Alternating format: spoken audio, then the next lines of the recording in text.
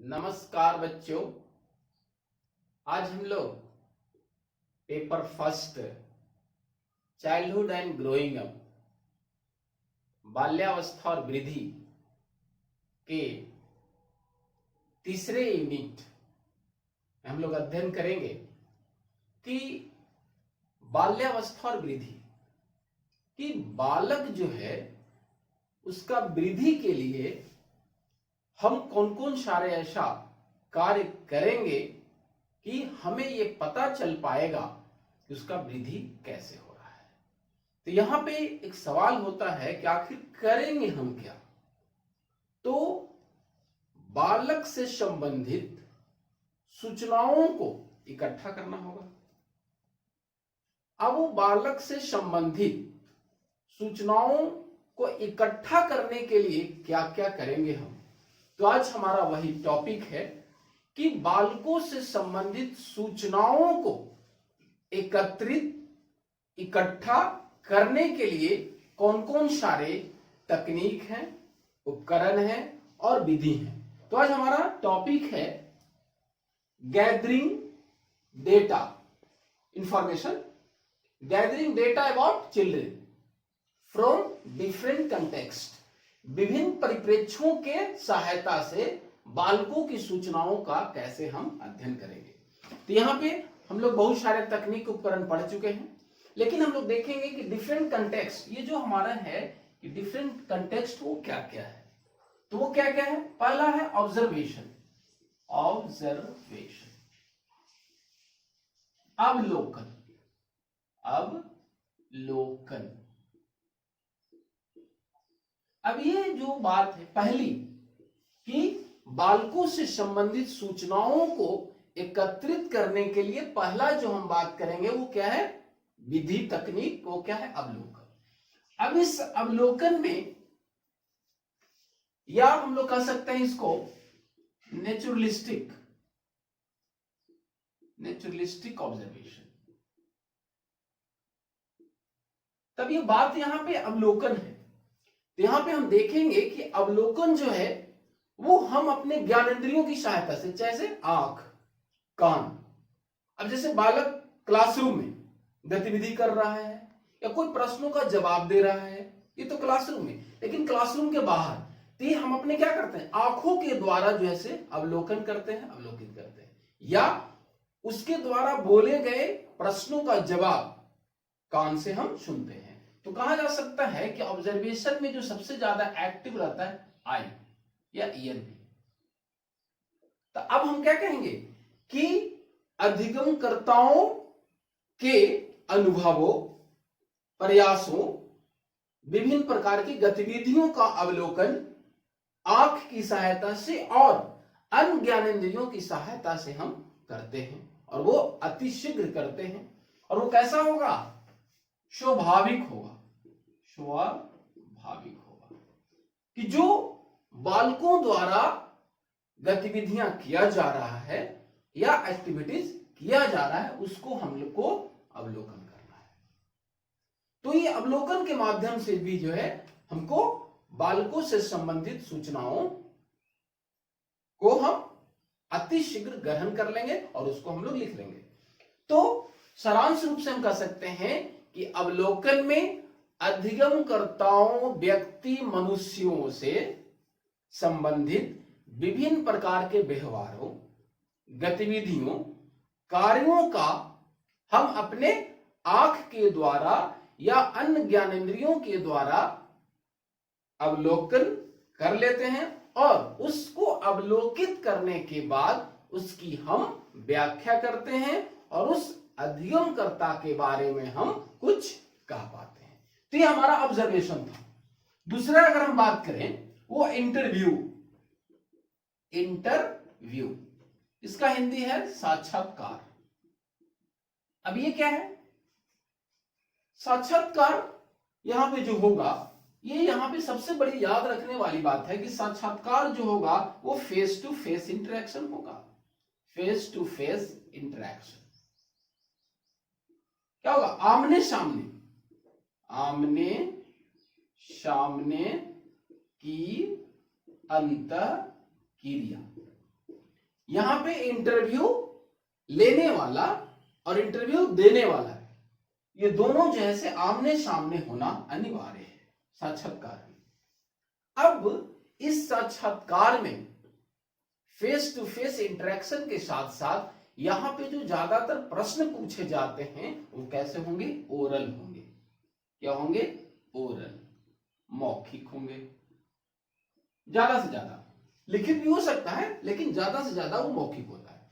अब इस साक्षात्कार में जो प्रश्न पूछे जाते हैं वो जो है दो प्रकार के भी होते हैं। जैसे एक क्या होता है, स्ट्रक्चर्ड, स्ट्रक्चर्ड इसको हम लोग स्टैंडर्डाइज भी कहते हैं, और एक है अनस्ट्रक्चर्ड। अनस्ट्रक्चर्ड ये कहलाता है नॉन स्टैंडर्डाइज। ये आप लोगों को मैं पहले बताया हूं लेकिन फिर भी एक बार आपको हम बता दे रहा हूं कि ये सारे इंपॉर्टेंट है, ये एग्जामिनेशन में आना है। तो अब साक्षात्कार में मैंने कहा कि दो प्रकार के प्रश्न पूछे जाते हैं। स्ट्रक्चर्ड, संरचित। संरचित कहने का मतलब पहले से वो लिखा हुआ होगा और वो क्रमबद्ध होगा और संगठित होगा। क्या होगा, क्रमबद्ध और संगठित होगा। ये स्ट्रक्चर्ड में हो गया, इसको हम लोग प्रमाणीकृत भी कहते हैं। अब अनस्ट्रक्चर्ड में असंरचित, जिसमें किसी प्रकार का रिटन नहीं भी है, और वो सब अनस्ट्रक्चर्ड में ये किसी भी प्रकार के प्रश्न जो है पूछा जा सकता है।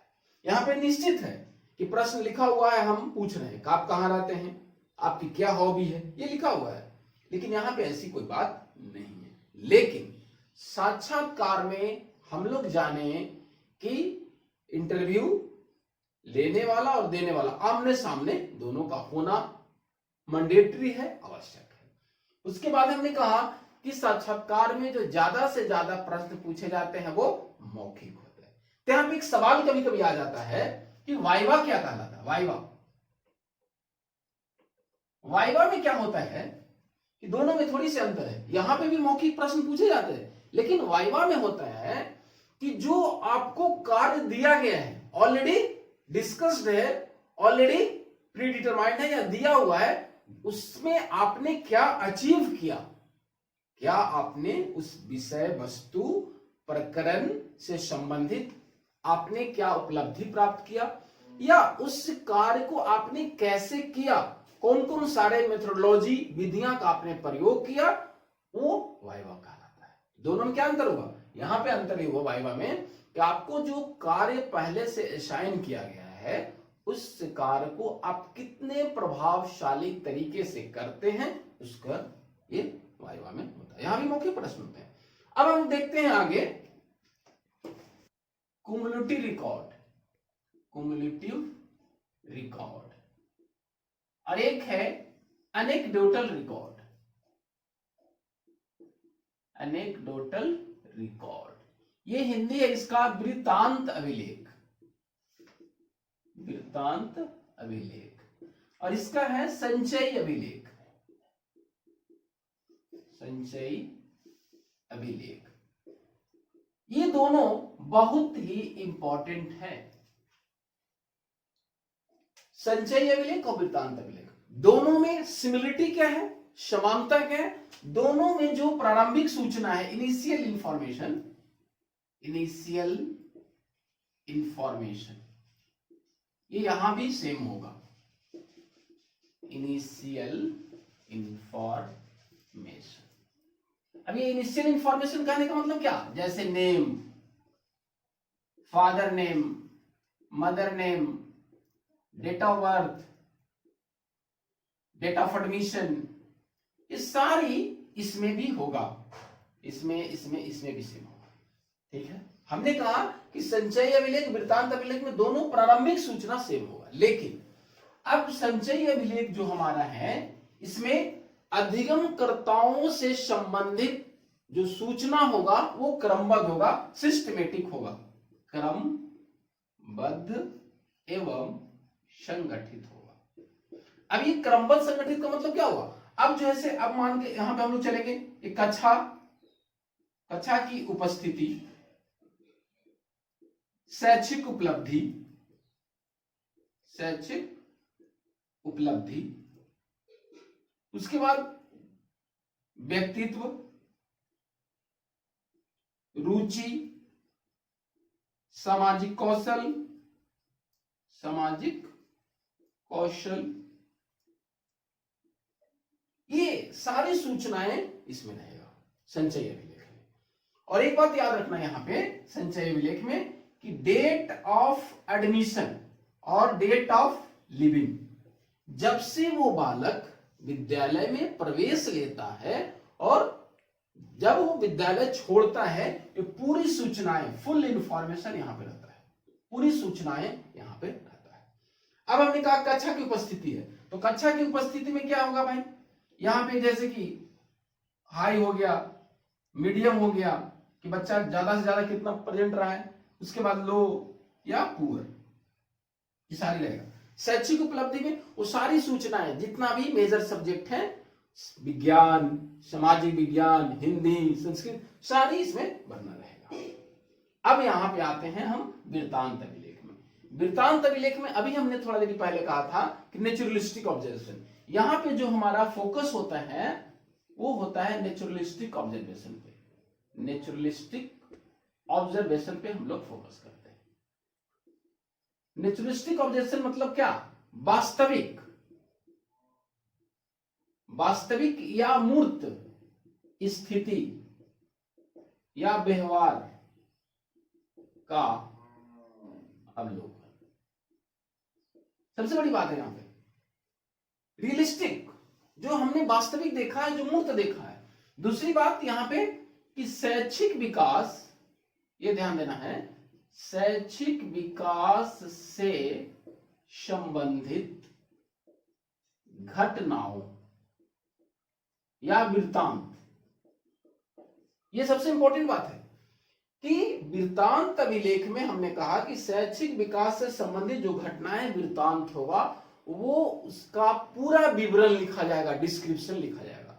उस विवरण के साथ साथ हमने कहा कि पूरा विवरण, पूरा विवरण के साथ साथ इसका सुझाव भी लिखा जाएगा। डेट, पूरा विवरण और सुझाव लिखा जाएगा। अब ये सुझाव किसके द्वारा लिखा जाएगा, ये शिक्षक के द्वारा, किसके द्वारा, शिक्षक के द्वारा या परामर्शदाता के द्वारा, परामर्शदाता के द्वारा। तो अंतर क्या हुआ, यहां पे केवल कोई भी सूचना, जैसे विज्ञान के हम क्लास टीचर हैं, हमने विज्ञान से संबंधित सूचनाओं का इकट्ठा तो कर दिया, लेकिन सोशल साइंस का जो मैंने मार्क्स प्रोग्रेस रिपोर्ट में हमने रखा तो किसी दूसरे के द्वारा दिया, मैंने उस पर पुटअप कर दिया। लेकिन वृत्तांत अभिलेख में बात हम कह रहे हैं कि प्राकृतिक अवलोकन होगा, जो हम देखे हैं, ऑब्जर्व किए, वही हम लिखेंगे। तो हमने कहा कि शैक्षिक विकास से संबंधित घटनाओं का अधिगमकर्ता के शिक्षण अधिगम प्रक्रिया में अगर बाधा पहुंच रही है, वो पढ़ नहीं पा रहा है, या कोई बालक उसको क्लास में डिस्टर्ब कर रहा है, व्यवधान पैदा कर रहा है, वो सारी सूचनाएं।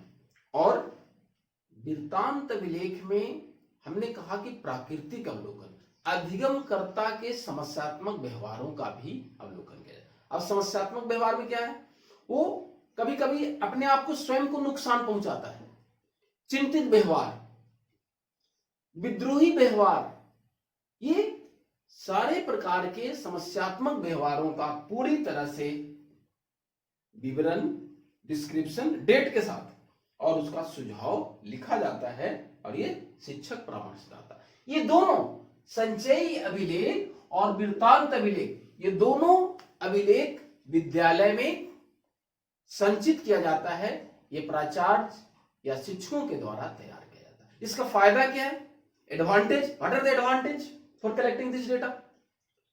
ये अभिलेख जब तैयार किया जाता है तो वो वैसे शिक्षक जो बाद में ट्रांसफर होके आते हैं, उनको ये समझने में मदद मिलती है कि अमुक विद्यालय के विद्यार्थी, उस सारे विद्यार्थियों में कुछ विद्यार्थी जो विशेष बालक होते हैं, उनको समझने में आसानी होता है और वो समझने के बाद उसका निदानात्मक और उपचारात्मक उपाय करते हैं, जिससे कि बालक या बालिका के व्यवहारों में, कार्यों में सुधार आता है। तब हम लोग आगे देखेंगे, हम लोग तकनीक, विधि, उपकरण। तो तकनीक और उपकरण, तकनीक, उपकरण, ये मैंने देख लिया। अब हम लोग देखेंगे कि कौन कौन सी विधियां हैं, कौन कौन सी विधियां हैं। मेथड्स, यहां लिखा भी है ना कि बच्चों से संबंधित सूचनाओं का एकत्रित करने के लिए डिफरेंट कंटेक्स्ट। ये कंटेक्स्ट हो गया। अब ये कंटेक्स्ट हम देखेंगे कि कौन कौन सारे मेथड्स हैं। मेथड्स, तो पहला इसमें हम लोग चर्चा करेंगे नैरेटिव मेथड। नैरेटिव मेथड, ध्यान देना, ये नैरेटिव मेथड का हिंदी है कहानी कथन विधि। जैसा कि नाम से स्पष्ट है कि कहानी कथन विधि, इस विधि में अधिगमकर्ताओं को कहानी सुनाई जाती है। किसी भी विषय वस्तु प्रकरण को पढ़ाने से पहले कहानी कही जाती है। ये Latin word narrate, narrate means होता ही है टू टेल, कहानी कहना। नरेटिव मेथड हमने अभी कहा कि इस विधि में बालकों या अधिगमकर्ताओं को पढ़ाने के लिए कहानी का प्रयोग किया जाता है। कनेक्टिंग एंड ट्रांसफॉर्मिंग, ध्यान देना है, transforming.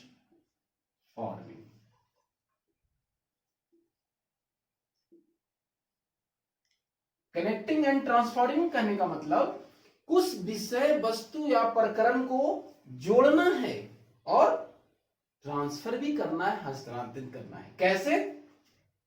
With the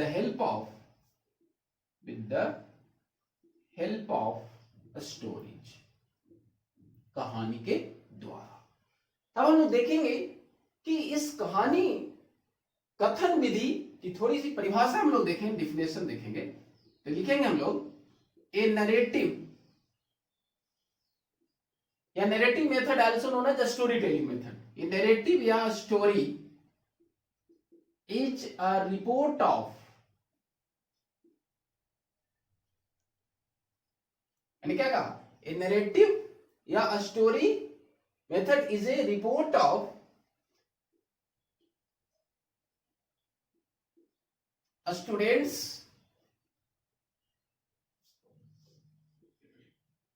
feelings, emotions. और ये इमोशंस या फीलिंग ये क्या होगा, ये रिटन भी हो सकता है, स्पोकन भी हो सकता है, ये हमको कह सकते हैं इसको ओरल, या स्टिल या मूविंग, बोथ। कहने का मतलब क्या हुआ कि इस कहानी कथन में बालक को फीलिंग, इमोशंस, ये जो इच्छाओं होगा या भाव, इसको हम लोग रिटन, लिखित के द्वारा, मौखिक द्वारा, या कोई मूवी का पिक्चर जो हम लोग क्या करते हैं, चलचित्र का जो उसको मूविंग क्या कह सकते हैं, उसको हमने वीडियो क्लिप दिखा दिया और उसको वो कहानी उसमें वीडियो क्लिप में है और वो देख के उसको विषय वस्तु को, प्रकरण को वो आसानी से समझता है। अब इसमें जो है आगे हम लोग बात करें, करना क्या है, ध्यान देना है। इस नरेटिव मेथड में कठिन शब्दों या सूक्ष्म शब्दों को सरल भाषा में समझाने का प्रयास किया जाता है। कोई भी प्रकरण या विषय वस्तु हम पढ़ा रहे हैं तो उस शब्द को, प्रकरण को कहानी के माध्यम से उस कॉम्प्लेक्स को, जटिल को, कठिन या कह सकते हैं जटिल, उसको हम लोग आसान बनाने के लिए क्या करते हैं, कहानी का प्रयोग करते हैं। और ये कहानी के माध्यम से बालक आसानी से समझता है और वो जो समझता है वो ज्यादा दिन तक याद भी रहता है, और जब याद रहता है तो वो भूलता नहीं है। इसलिए कहानी कथन विधि में हमने कहा कि जटिल अंशों को, सूक्ष्म अंशों को आसान बनाने का प्रयास किया जाता है, और वो विषय वस्तु प्रकरण को पढ़ाने के लिए हम कहानी का प्रयोग करते हैं। ये ज्यादातर जो है प्राइमरी क्लासेस में, प्राइमरी क्लासेस या कर सकते हैं हम लोग छोटे बच्चों के लिए उपयोगी कहानी कथन विधि। और हम लोग दूसरी विधि देखेंगे, विधि हम लोग देखेंगे नेक्स्ट मेथड, वो क्या है, वो है रिफ्लेक्टिव जर्नल। इसका हिंदी है चिंतनशील जर्नल। जैसा कि वर्ड है रिफ्लेक्टिव, रिफ्लेक्ट, यहां पे क्या करना है, ये चिंतनशील जर्नल में सबसे बड़ा इसका एडवांटेज क्या होता है कि चिंतनशील जर्नल में बालक अपनी कही गई बात सर्वप्रथम उसको रिकॉर्ड कर सकता है, और उसको रिकॉर्ड करने के बाद पुनः उसको अवलोकन करेगा कि हमने जो पढ़ाते समय, व्यवहार करते समय क्या गलतियां की। जैसे हम अभी पढ़ा रहे हैं, तो हम पढ़ा रहे हैं, वीडियो भी रिकॉर्ड हो रहा है, तो पढ़ाने के बाद हम देखेंगे कि हमारी कौन सी बातें या कौन सा पढ़ा रहे हैं तो अमुक टॉपिक का कौन सा शब्द छूट गया। तो रिफ्लेक्टिव जर्नल का सबसे बड़ा फायदा है, इसमें अधिगमकर्ता अपनी व्यवहारों का, कार्यों का, गतिविधियों का रिकॉर्ड करके पुनः उसे देखने के बाद अपने व्यवहारों और कार्यों में सुधार लाता है। ये उसका सबसे बड़ी जो है इसका फायदा है। अब इसका थोड़ा सा हम लोग देखेंगे। Reflective journal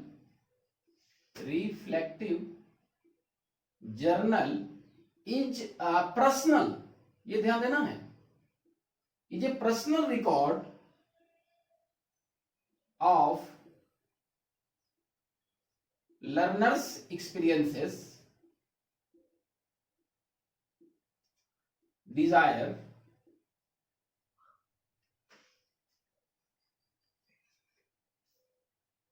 reflective journal is a personal record of learners experience, desires। कैसे? of systematic way में, in systematic way, in the form of written और स्पोकन और बहुत। यहां पे हमने कहा कि अधिगमकर्ता अपने उसके जो है अनुभवों का, इच्छाओं का क्रमबद्ध सिस्टमेटिक वे में, कैसे? लिखित रूप में या बोलकर इसमें रिकॉर्ड किया जाता है। कह सकते हैं इसमें कि ये एक ऐसा, it is a space where learner record own behavior and reflect in classroom or out of the classroom। कहने का तात्पर्य क्या हुआ कि रिफ्लेक्ट जर्नल एक ऐसी जर्नल है जिसमें अधिगमकर्ता अपने व्यवहारों का, अपने कार्यों का रिकॉर्ड करने के बाद उसे अभिव्यक्त करता है, संप्रेषण करता है। और वो संप्रेषण जब रिकॉर्ड करने के बाद पुनः वो देखता है तो वो विचारों को, भावों को आदान प्रदान करने में मदद मिलती है और उस विचारों को प्रवाहशीलता के साथ वो प्रस्तुत करता है, चाहे वो क्लासरूम में हो या क्लासरूम के बाहर हो। तो हमने क्या कहा कि reflective journal is a personal record, वो व्यक्तिगत जो है से अभिलेख है। क्या है? व्यक्तिगत अभिलेख है, जिसमें वो अपनी इच्छाओं का, संवेगों का, कार्यों का, व्यवहारों का रिकॉर्ड करता है। रिकॉर्ड करने के बाद उसको रिफ्लेक्ट करता है। रिकॉर्ड एंड रिफ्लेक्ट याद रखना है। आर फॉर रिफ्लेक्टिव जर्नल हो गया, उसके बाद रिकॉर्ड, उसके बाद क्या हुआ? रिफ्लेक्ट। 3 आर यहां पे होगी। रिफ्लेक्टिव जर्नल में फर्स्ट ऑफ ऑल रिकॉर्ड करेगा, उसके बाद फिर रिफ्लेक्ट करेगा। अब हम लोग आगे देखेंगे, वो है क्लिनिकल मेथड। ये बहुत इंपॉर्टेंट है। क्लिनिकल मेथड, नैदानिक विधि, नैदानिक विधि। ये क्लिनिकल मेथड जो हम अभी यहां पढ़ेंगे कि gathering data about children from different context. तो क्लिनिकल मेथड जो हम लोग पढ़ेंगे यहां पे रिफरेंस टू जीन पियाजे, रिफरेंस टू जीन पियाजे, ये ध्यान देना है। इस यूनिट में हमारा क्लिनिकल मेथड जो पढ़ना है किनके अनुसार? जीन पियाजे के अनुसार। तो जीन विलियम फ्रिट्ज पियाजे जो साहब हैं, जीन विलियम फ्रिट्ज पियाजे, ये स्विस साइकोलॉजिस्ट हैं। जीन विलियम फ्रिट्ज पियाजे स्विस साइकोलॉजिस्ट, ये स्विट्जरलैंड के रहने वाले हैं।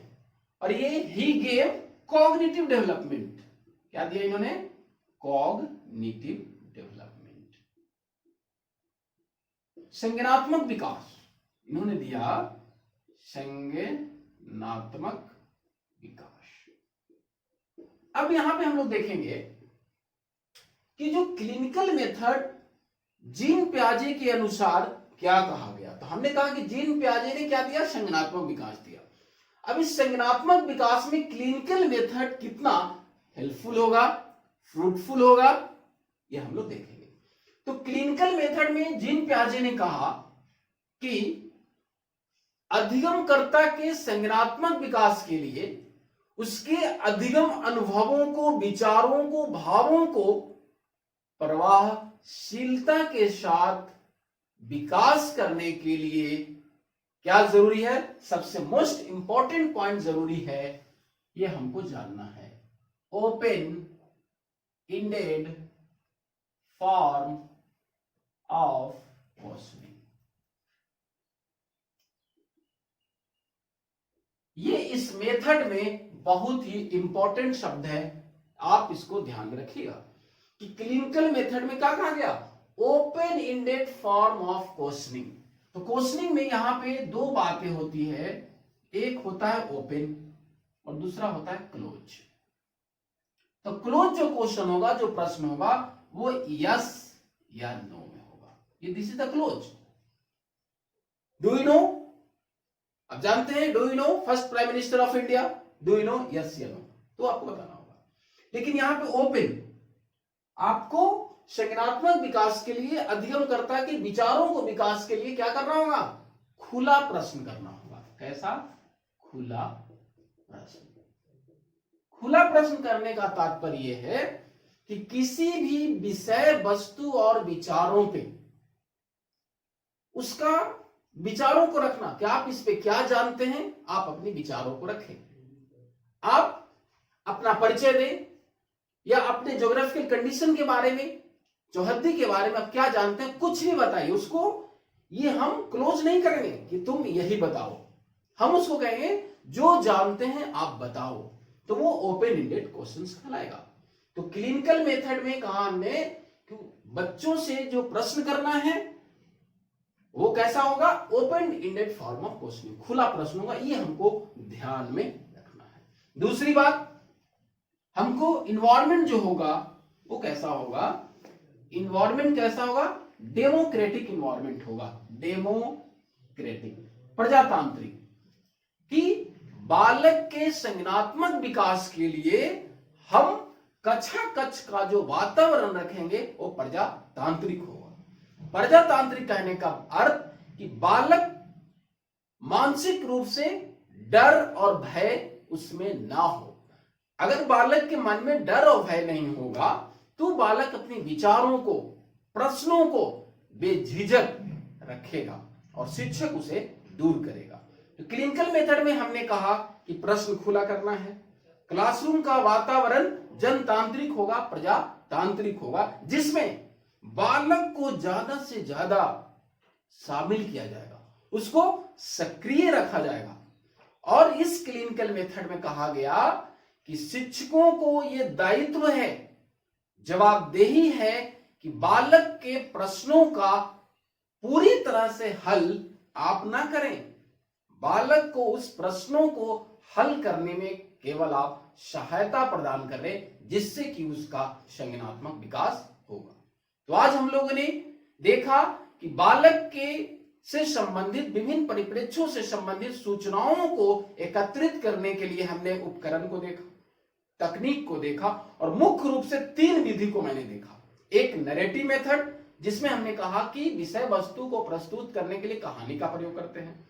रिफ्लेक्टिव जर्नल, रिफ्लेक्टिव जर्नल में हमने कहा कि ये बालक का पर्सनल रिकॉर्ड होता है, उसमें अपना रिकॉर्ड करता है, फिर उसको रिफ्लेक्ट करता है, RRR।